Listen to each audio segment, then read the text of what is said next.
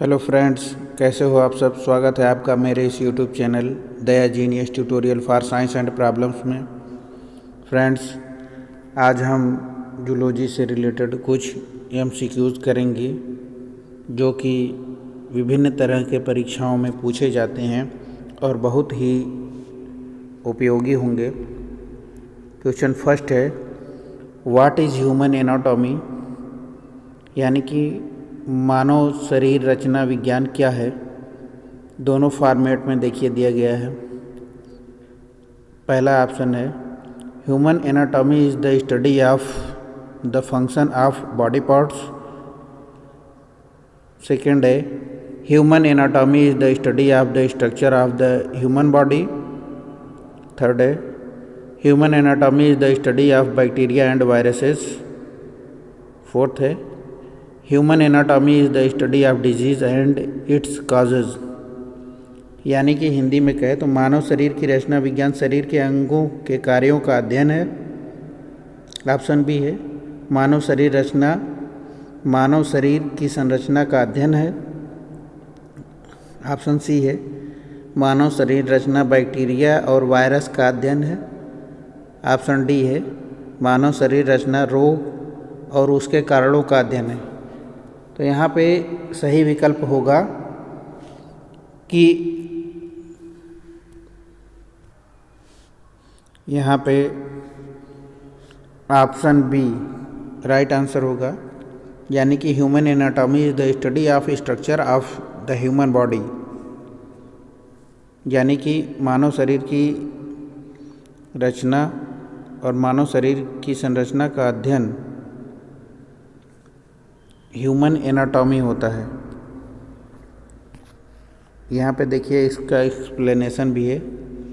Human anatomy is the study of internal and external structure of the human body and the relationship between its body parts. यानी कि मानव शरीर रचना विज्ञान मानव शरीर की आंतरिक और बाहरी संरचनाओं और उसके शरीर के अंगों के बीच संबंधों का अध्ययन है। दूसरा प्रश्न है, what is human physiology. Option first है, human physiology is the scientific study of the mind and behaviour. Option b है, human physiology is the study of the internal and external structures of the human body.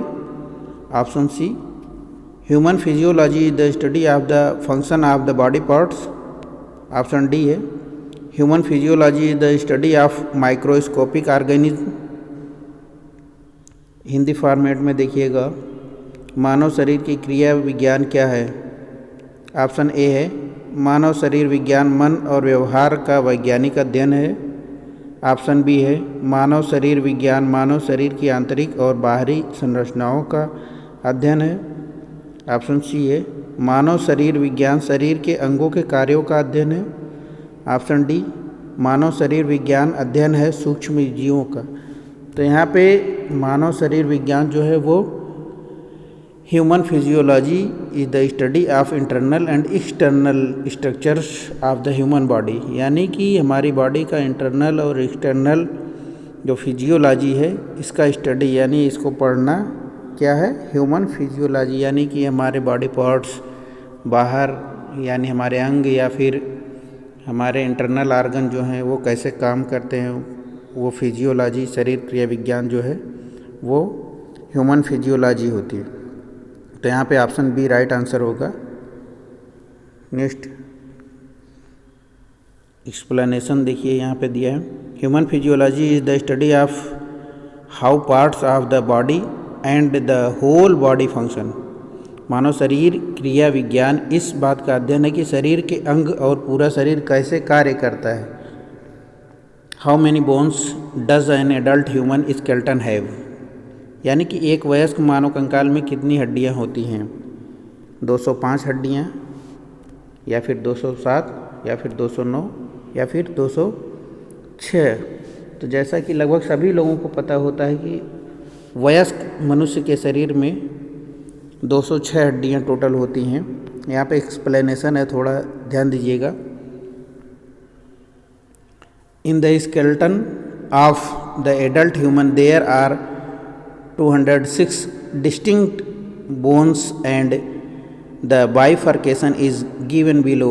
Vertebral column में 26, school में 22, हाइवॉइड में 1, ribs and sternum में 25 bones, अपर एक्सट्रीमाइट्स में 64, lower एक्सट्रीमाइट्स में 62 इतनी हड्डियां होती हैं, यानी कशेरुकस्तम में 26, खोपड़ी में 22, हाइवॉइड में 1, पसलियां और उरोस्थी मिलाकर कुल 25 हड्डियां, ऊपरी छोर की तरफ 64, निचले छोर की तरफ 62 और श्रवण अस्थि पंजर में 6। क्वेश्चन नंबर 4 पे चलते हैं। विच of the following parts of human skeleton forms the helmet for the protection of human brain? Cranium, या फिर टेम्पोरल बोन, या फिर हाइवॉइड बोन, या फिर मैंडिबल। यानी कि हिंदी में बोले तो मानव कंकाल का निम्नलिखित में से कौन सा भाग मानव मस्तिष्क की सुरक्षा के लिए हेलमेट बनाता है? टेम्पोरल हड्डी, या हाइवॉइड हड्डी, क्रैनियम हड्डी, या फिर मैंडिबल। तो इसमें से क्रैनियम जो होता है ये हमारे मस्तिष्क की रक्षा करता है, यानी हेलमेट का एक तरह से कार्य करता है। यहाँ पे ऑप्शन ए राइट आंसर होगा। नेक्स्ट क्वेश्चन पे चलते हैं। How many bones does human ankle has? यानी मनुष्य के टखने में कितनी हड्डियाँ होती हैं? 7, या फिर 6, या फिर 9, या फिर 8। तो मनुष्य के टखने में कुल 7 हड्डियाँ होती हैं, यानी ऑप्शन ए राइट आंसर होगा। एक्सप्लेनेशन देखिए। Ankle in human is also called tarsus, have 7 bones called tarsals. It is arranged in 3 rows having gliding joints. मनुष्यों के टखने को टार्सस भी कहा जाता है, जिसमें 7 हड्डियां होती हैं, जिन्हें टार्सल्स कहा जाता है। यह ग्लाइडिंग जोड़ों वाली 3 पंक्तियों में व्यवस्थित हैं। Question number 6। Which of the following types of cartilage is present at the joints of long bone in human? यानी कि मनुष्यों में लंबी हड्डियों के जोड़ों में निम्न में से किस प्रकार की उपस्थिति मौजूद होती है? फाइब्रस, हाइलाइन, इलास्टिक और कैल्सिफाइड। यानी रेशेदार, हाइलिन, लोचदार या फिर कैल्सिफाइड। तो मनुष्यों में लंबी हड्डियों के जोड़ों में जो है हाइलाइन प्रेजेंट होता है, यानी कि ऑप्शन बी राइट आंसर होगा। एक्सप्लेनेशन देखिएगा। Hyaline is present at the joint of long bones. लंबी अस्थियों के जोड़ों में हाइलिन मौजूद होता है। Question 7। Which of the following human ligament is called y shaped ligament of बिगलो?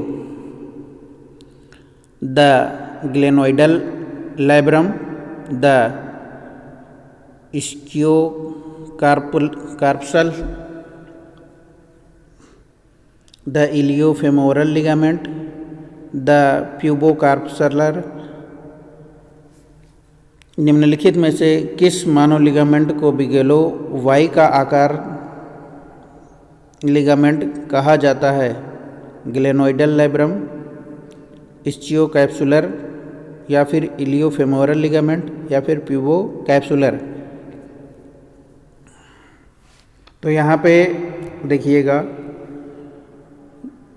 Option C, यानी इलियोफेमोरल लिगामेंट जो होता है ये वाई आकार का होता है, जो कि मनुष्यों में पाया जाता है। इसका एक्सप्लेनेशन देखिएगा।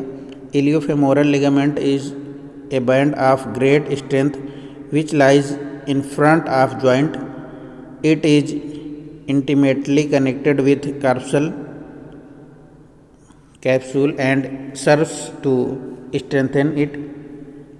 इलियोफेमोरल लिगामेंट बड़ी ताकत का एक बैंड है जो जोड़ के सामने स्थित होता है। यह कैप्सूल के साथ घनिष्ठ रूप से जुड़ा हुआ है और इसे मजबूत करने का कार्य करता है। Question 8। Which of the following structures keep blood flowing unidirectionally in humans? Bronchiole, या फिर न्यूरॉन्स, या फिर सेप्टम, या फिर वाल्व्स। कह रहा है कि निम्नलिखित में से कौन सी संरचना मनुष्यों में रक्त को एक तरफा प्रवाहित करती है? ब्रोंकियोल, न्यूरॉन, सेप्टम या फिर वाल्व। तो वाल्व जो होते हैं ये ब्लड को यूनिडायरेक्शनल फ्लो में हेल्प करते हैं। तो ऑप्शन डी राइट होगा यहाँ पे। एक्सप्लेनेशन देखिएगा, valve normally allows blood to flow in only one direction. There are 4 valve in the human heart.